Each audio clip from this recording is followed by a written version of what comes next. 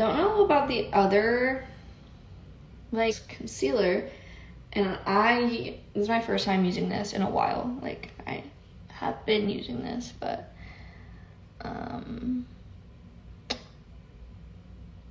sorry, I had to block someone, annoying.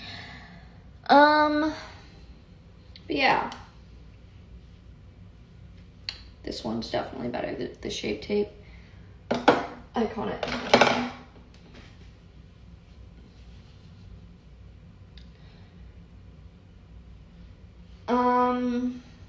But yeah, the other story from, like, I think it was a year earlier before, I, like, got sexual assaulted twice in a span of, like, a year.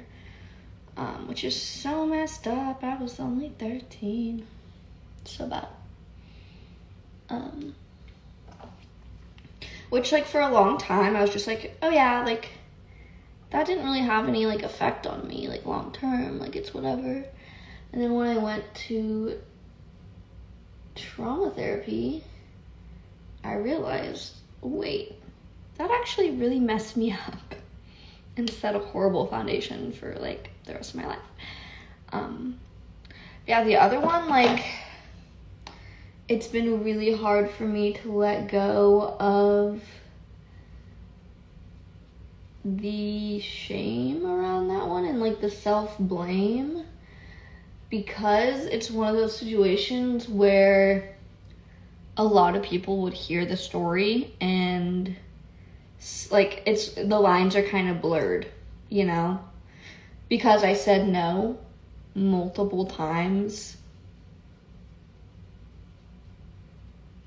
And then it happened anyways, and it's not like I was, like,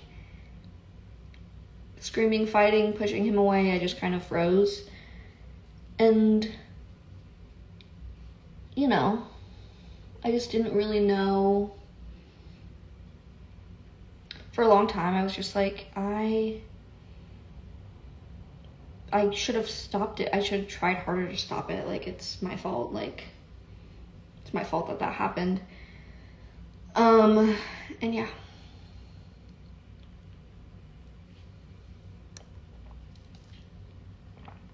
Also the story of how other people reacted and blamed you. Yeah, I mean, that, like, all ties into it. Because that was a huge, like, that happens a lot. Like, almost as traumatizing as the sexual assault itself was, like, you know, people, like, what's the word? You know, trying to, like, say that I'm lying. People accusing me of, like, making it up. So there's a lot that goes into that story. And initially I'm like, I don't think it'd be much of a story, especially if I, like, don't go into the legit details of, like, exactly what happened. But yeah. There is a lot, because a lot happened after that. That was just a lot of victim blaming and shit like that.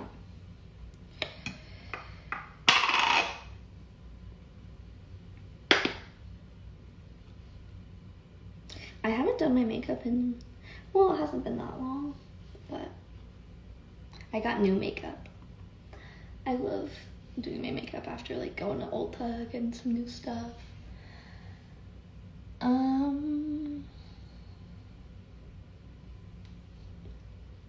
But yeah.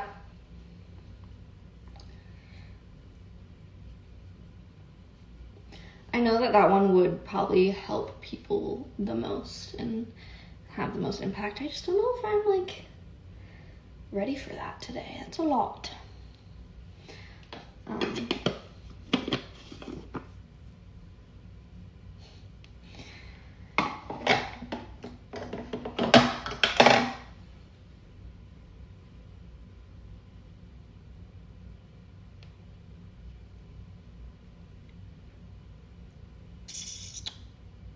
you comfortable talking about how you overcame it? Yeah, for sure. I mean, that'll be, like, part of it. And I'm still trying to overcome it and process it. And that's one of the things in therapy that I'm like, I should probably talk about, but I haven't yet. Actually, I did when I went to rehab, but I didn't I only processed one of them, actually, one of the times, the first time, not the second time.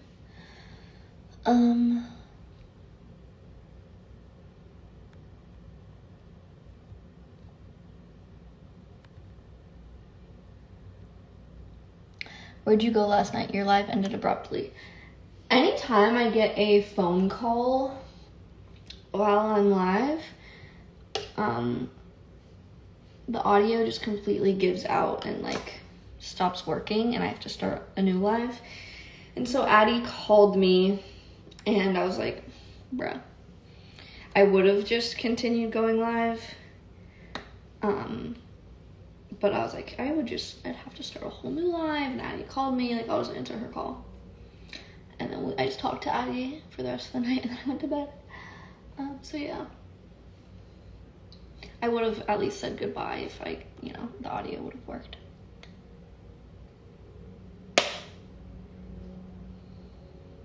How was rehab when you were there? It was life-changing.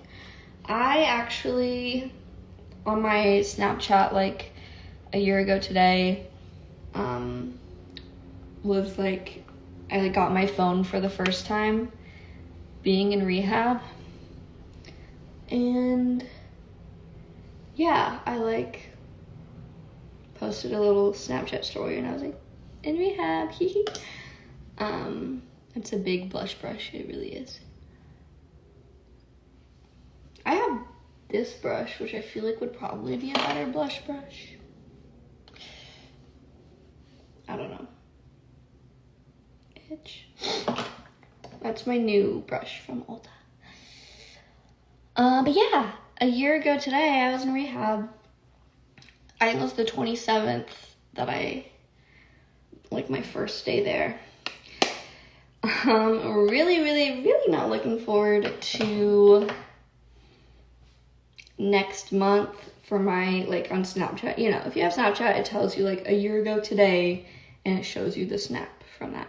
And I take a lot, I have a lot of Snapchat memories. I take pictures of everything, and I save everything all the time. Because I just love looking back at old memories, whatever. And next month is when me and Camryn started hanging out and talking, and essentially started dating, but didn't officially start dating till later. But yeah, that's really awesome timing to know that it would have been a year of us dating.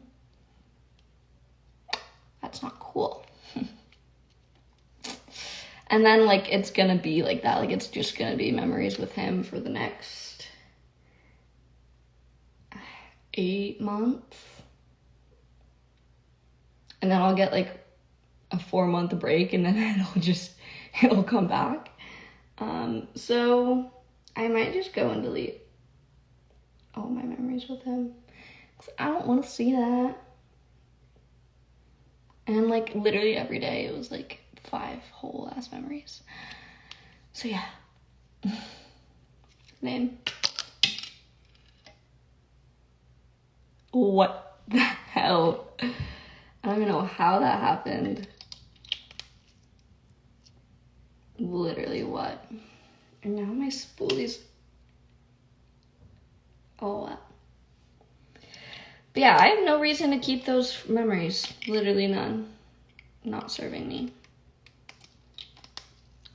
It'd be really sad to delete them all, but also, literally, why would I keep them? I don't look at them.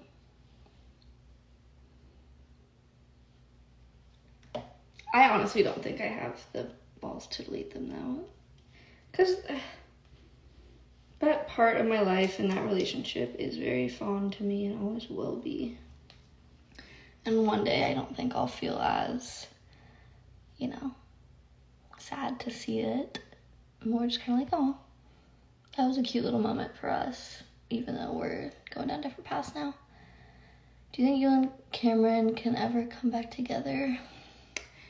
No. I think it was very apparent that we just definitely weren't meant to be together forever. I think we might come back together as friends. But yeah.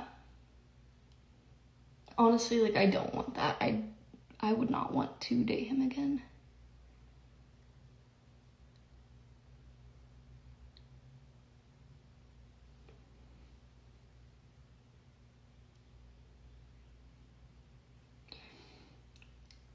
Not to say that he was like a bad person though, and to like shit on him, like, I wouldn't date him again because I've just realized that I need someone, like, at the moment, I needed to learn how to stop taking things so personally and being so offended by constructive criticism.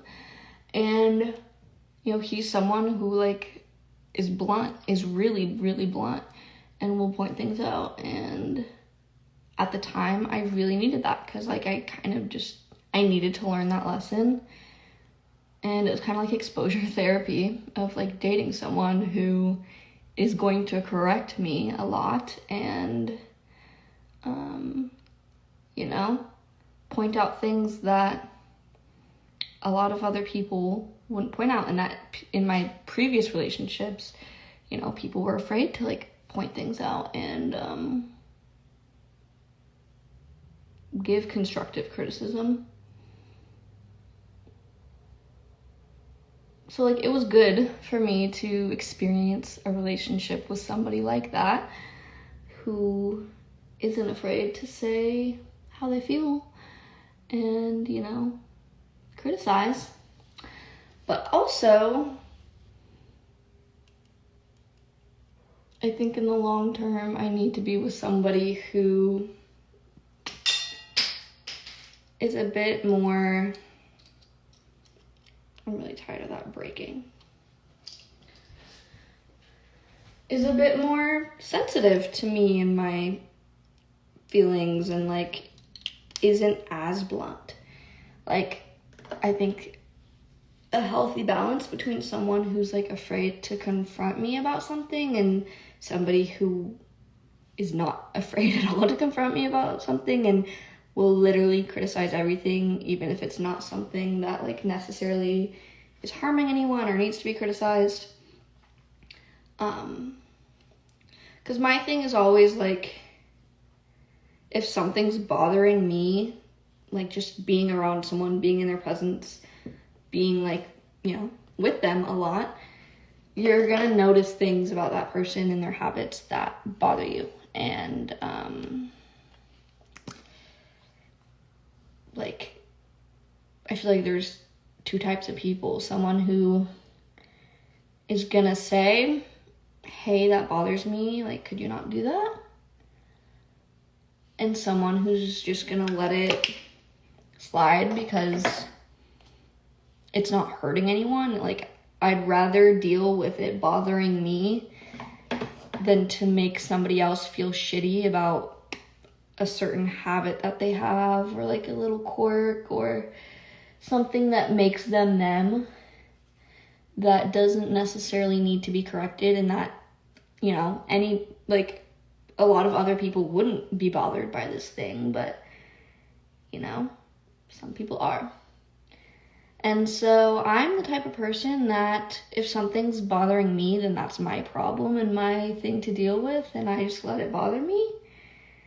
Because to tell that person, hey, this thing that you do, like, is really annoying and bothers me, like, I know how that feels to be told that. And it's not a good feeling, especially when it's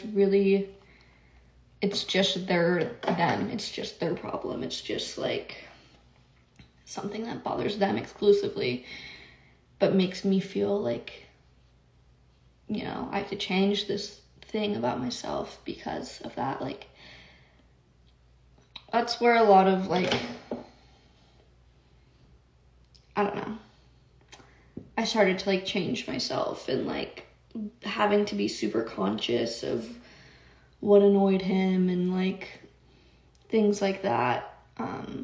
So yeah, someone who will correct me, but not over correct me on things that just aren't necessary to be corrected.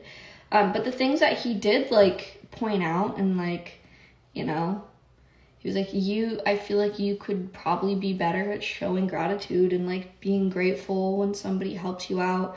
I'm like, yeah, I actually have a weird thing about that because of, like, how I was raised and made to feel, like, wrong if I didn't express gratitude. So I kind of have this, like, resentment towards it.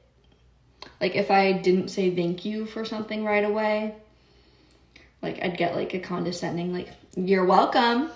Like, you're not gonna say thank you. And so I just have a weird relationship with the concept of, like, saying thank you and showing gratitude. And there's, like, you know, a whole reason behind that. And so that is something that I needed to heal, that I needed to work on, because it is important to show gratitude when somebody does something to help you out. And so,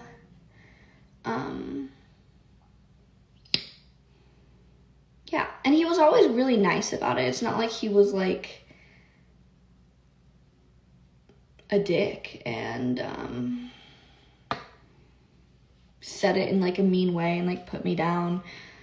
But certain things just don't need to be corrected. And, like, yeah, I appreciate the things that he did, like, help me work through and, like, recognize and bring to the surface. And, like, you know, for example, just, like, showing gratitude. I needed to be told that. I needed to be told, you need to work on saying thank you to people. Because I do, and I did, and now I'm a lot better at it. And I don't feel weird doing so. The thing was, I just felt really, like, I felt like people would think I'm only saying it because it's expected of me and not because I'm actually grateful. Because that's the way I was made to feel by my parents growing up, is that, like, when I only said it after the fact, I had this feeling of, like, oh, they only think I'm saying it because they asked me to say thank you. And it just was never a habit I was, like, taught to have naturally. So a lot of the times when it was asked of me to show gratitude, it was, like, weird for me. And I'm just like, this doesn't feel genuine for me to say after you've asked for it. And